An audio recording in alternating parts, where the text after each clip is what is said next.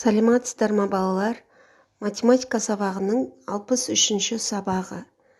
Нүктенің координаталары және қозғалыс бағыты. Бүгінгі сабақта сендер нүктенің координаталарын анықтауды үйренесіңдер. Ендеше назар аударайық. Балалар, координаталық тордың көмегімен ұшқыштар, теңізшілер, объектілердің орналасқан жерін анықтайды.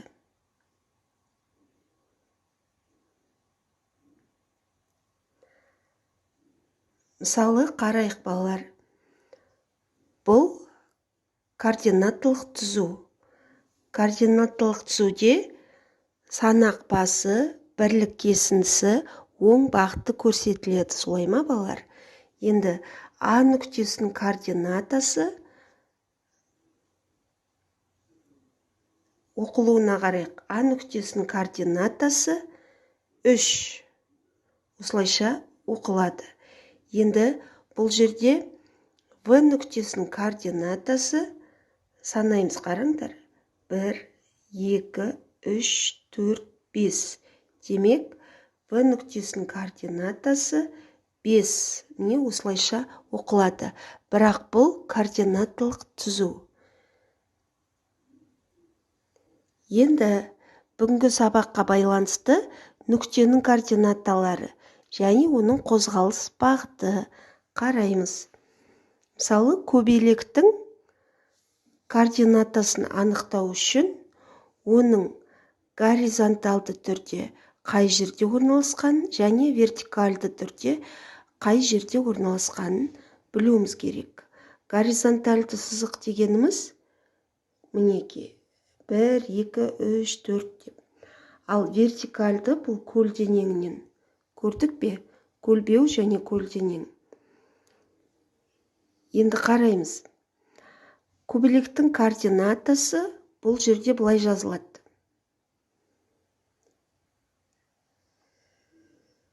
Жақша 1-де А.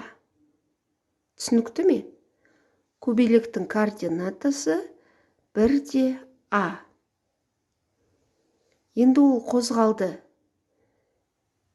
4-де А нүктесіне келді. Түсінікті ме? Келесі. Көбелектің координатасы 3-де А.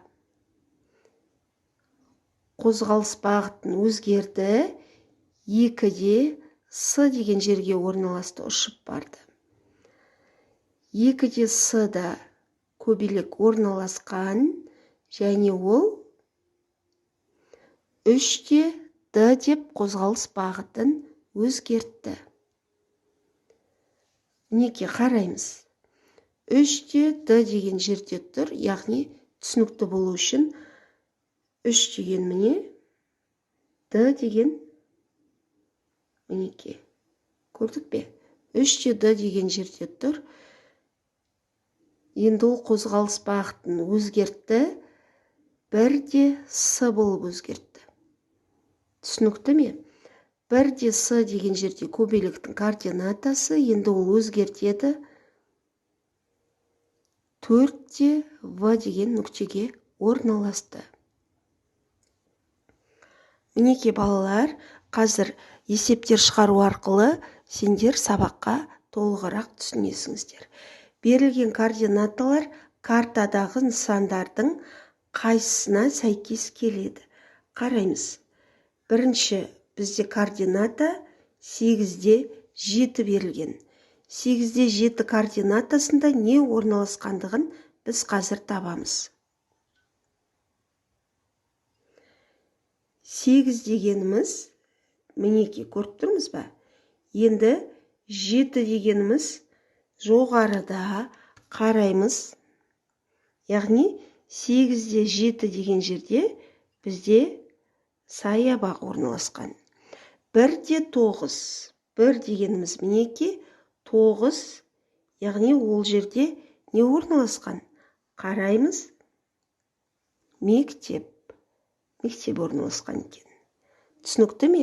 Осылайша қалған координаталарды анықтай қойыңыздар. Келесі жазбаша орындайтын есеп номері 254 бет. Қараймыз. Бұл жерде біз мына жерге координаталарға назар аударайық. А нүктесінің координатасы 2-де, міне аныға қараймыз. 2-де 1. Сонда біз мына жерге балар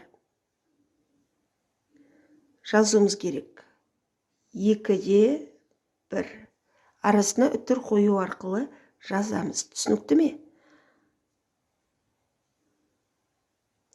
Осылайша барлық нүктелердің координатасын жазып шыға қойыңыздар. Үлгіге қараңыздар. Алдымен тақырып жазуды ұмытпаңыздар. Балалар, номері 3-ші есепте 55-ші бетте. Бұл да жазбаша. Планның кез келген нысанын таңдап, оның координаталарын атаңдар дейді. Кәнеки. Балалар, театрдың координатасын табайықшы. 2-де В, солай ма? Неге? Не осылайша қалған табамыз. Және нелер орналасқан бізде? Музей деген мұражай көрдік па? Автобекет, асхана, мектеп орналасқан. Енді оны үлгіден бұлайша жазамыз. Театр 2-де В, мектептің, музей дегеніміз мұражай. Дүкеннің, автобекет, аурухана және стадионның біз координаталарын тауып суреттен жаза қойыңыздар. Мына суреттен қараймыз, дәптерге осылайша жазамыз. Түсінікті ме? Келесі ауызша есеп торкөз қағаздан координаталық тор дайында дейді.